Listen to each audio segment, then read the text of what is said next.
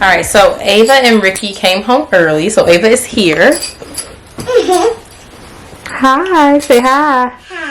Hi. Hi. Say hi. Hi. I am just kind of I was in the office doing some stuff, and I'm just letting them play right now and get out some energy. I already cooked their dinner, and it's actually just cooling off right now. So while it's about 7 o'clock, while it's cooling down, I'm just letting them play, get some energy out. While they're eating, I'm gonna go ahead and run their bath water and get all that set up.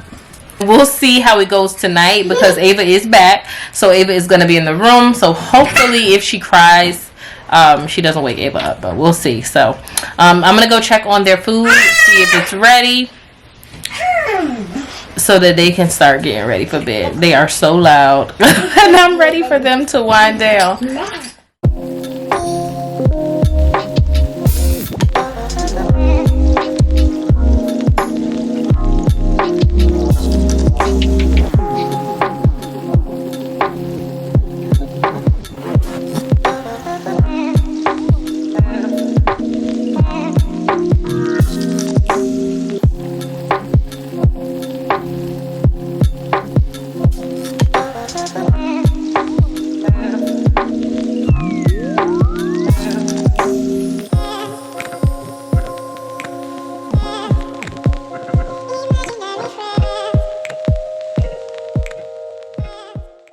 Okay, so her eyes are not closed, but she's not crying.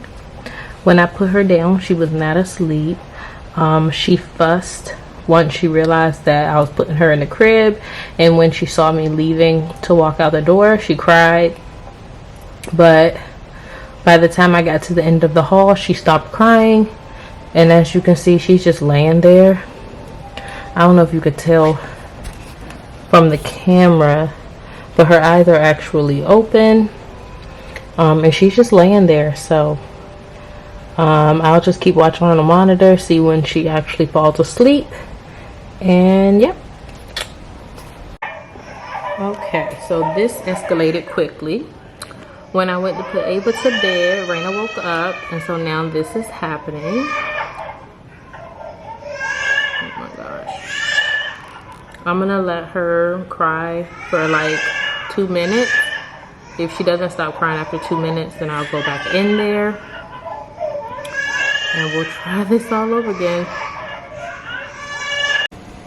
Alright, so she just went back to sleep. She cried for a little bit, popped her head up a couple times, but she went back to sleep on her own. So that is progress. I haven't gone back in there yet, but I did have to have Ava come out of the room, so she's gonna probably sleep in our bed until Raina gets into a deeper sleep, and then I'll just go put her in her bed.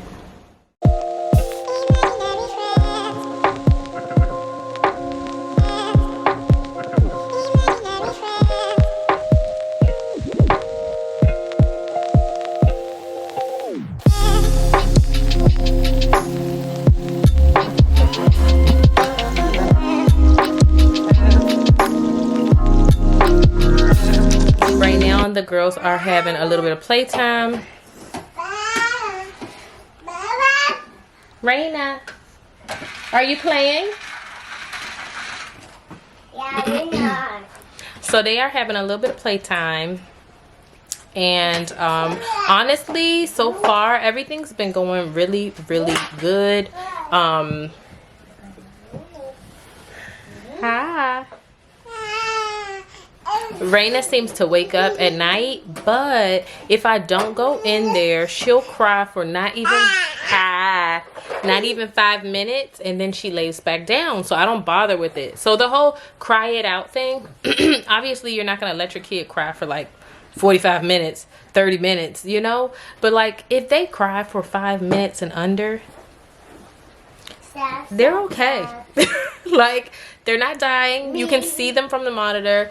They are okay. So what's the big deal? This is our last night. for this diary of how my sleep training experience has been.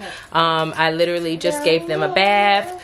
We came and put on our night clothes. We brushed our teeth. And I'm giving them 7 minutes of playtime now. And then we're going to go ahead and read a bedtime story. And that's it. I played around with the idea of letting Ava stay up like 30 minutes after Raina. I still haven't decided on that, to be honest with you. What's the matter? Ooh, somebody is getting sleepy. See, I let her get sleepy. So something else that I learned, I think I might have said it the first night, is you have to be mindful of their awake time.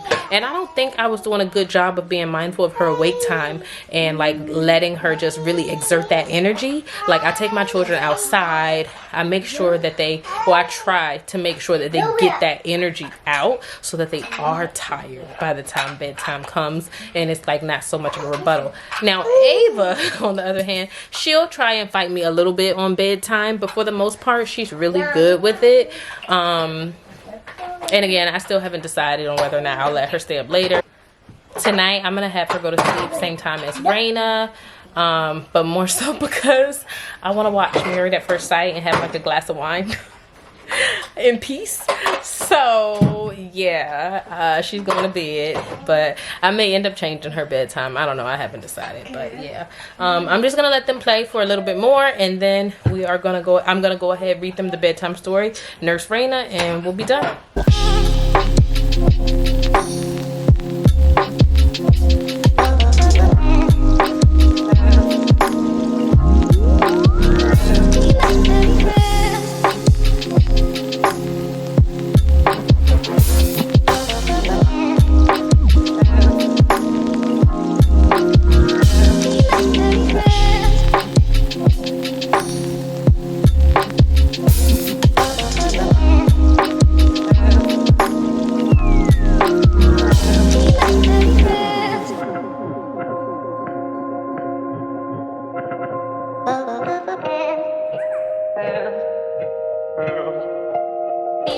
Clean up, everybody, everywhere. Clean up, everybody, do your share. Good job, Raina. Put it in.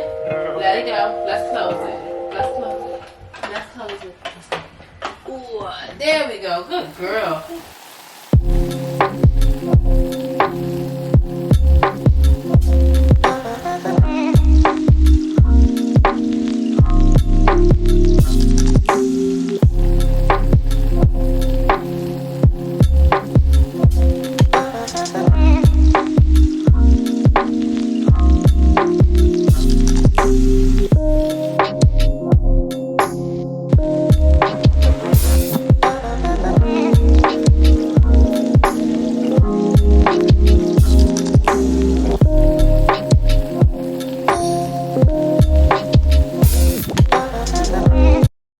Alright, so the girls are asleep.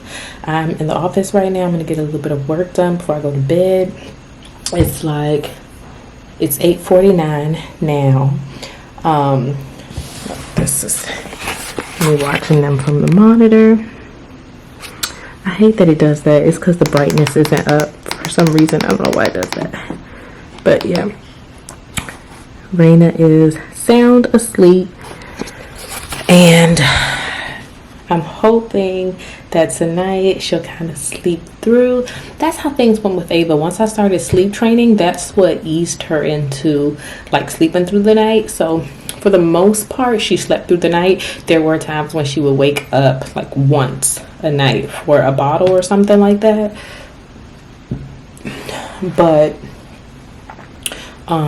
she was really easy, and I honestly thought Raina was going to be a lot more difficult than she is, but it hasn't been that bad. Like the first night was shaky. She cried a lot, and that's why I thought she was going to be bad.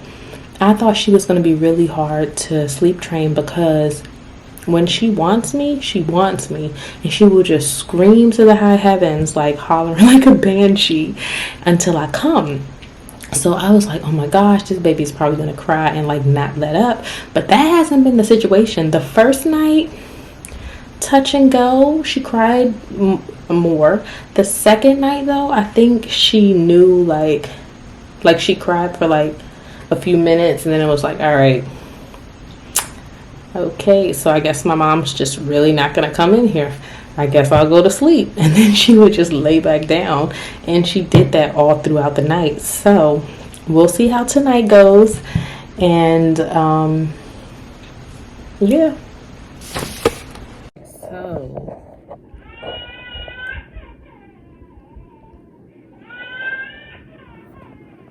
I am still in the office, and Raina just woke up. She's crying. I'm gonna give it a couple minutes and see what happens, because she might go back to sleep. And I'm actually uploading some videos right now from my camera to my computer, so I am recording on my phone for now. Let's see.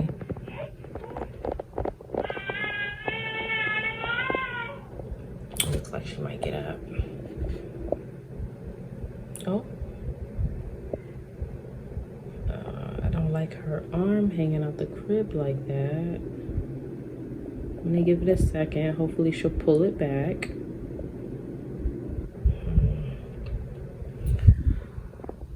Oh, come on. Is she really about to fall asleep like that? Oh, man. I really don't want to go in there and move her arm, but I don't like her sleeping like that. Oh, she's still moving. And I just want to see if like Ava has budged at all from the crying.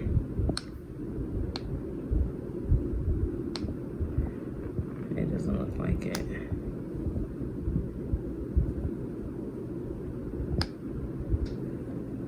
Okay, so she adjusted. She moved her arm, and it looks like she's going back to sleep. Okay. All right, guys, so we have officially come to the end of this sleep training diary, and I just wanted to chat with you and talk about really quickly about my process, which method I used, and some of the things that worked for me and didn't work for me. So if I had to put myself inside a box and choose a method, I would say that I used the cry it out method. I'm using quotation marks because I didn't just let my child just cry for what's on end. I would say if I had to do an average, she cried for about 2 minutes max, right? And I also use quotation marks because I don't feel like you have to choose, I'm going to use Ferber method, I'm going to use cry it out method, I'm going to use no cry method, I'm going to use whatever. I think you can tweak things to what's going to work for you. So I know I said this in part 1 of this video, but I'm going to say it again. This video is not telling you how to sleep train your child or what you need to do to sleep train your child. This is just me sharing with you what I did, what worked for me, what worked for my baby. You can have 5 children, and you may need to change the way you sleep train each one of them because all children are different. That is my disclaimer, so no need to comment below saying, OMG, why did you let your baby cry? This is just what worked for me. What I did through some of the research and just some of the sleep consulting experts that I had read about and that I also YouTubed, I found that you have to put your child on a routine. You don't have to be like a drill sergeant and just, but they need some type of routine. So what I did, I made sure that Raina woke up around a certain time each day. I then made sure she had a recommended awake times, and I put her down for a nap. The way I put her down for the nap is the same way I put her down at night to go to bed. aside from the bath and things, and the bath and brushing teeth and things like that. Once she woke up from her nap, I again made sure she had her recommended awake time, and then it's time for her bedtime routine. One of the really big takeaways that I used to make a mistake with was that I would allow her to fall asleep nursing her. That was a huge no-no on my part that I didn't know I was doing, because basically what sleep training is teaching your child how to fall asleep on their own. If I'm nursing her to sleep, I'm putting her to sleep that way. So she'll always need to be put to sleep that way. So what I learned was, if I am gonna nurse her, I need to make sure that she doesn't completely fall asleep. She just needs to be drowsy. So once you're putting your child in the crib, they should still be awake, but they should be drowsy.